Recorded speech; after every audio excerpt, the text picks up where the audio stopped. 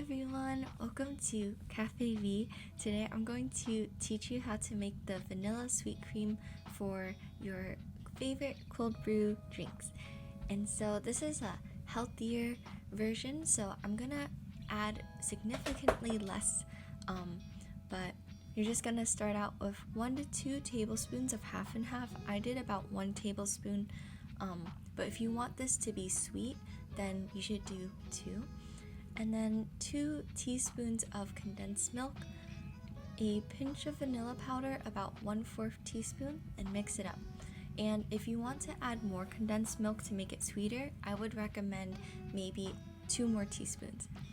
Then you just add it into your drink, and I did a taste test and it tasted so good on its own, and it tastes very good with the drink too. I would just add a little more condensed milk. But I hope you enjoy this sweet cream recipe, and I'll see you next time. Bye!